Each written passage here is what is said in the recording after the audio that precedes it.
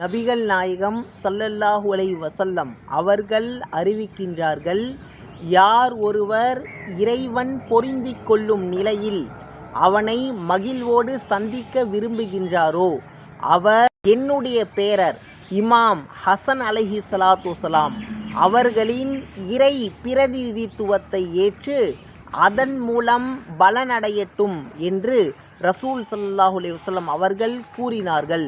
மேலும் ஹசன் உடல் தோற்றத்திலும் பண்பிலும் என்னை போன்றவர் ஆவார் என்று நபிகள் நாயகம் ஸல்லல்லாஹு அலைஹி வஸல்லம் அவர்கள் கூறினார்கள்.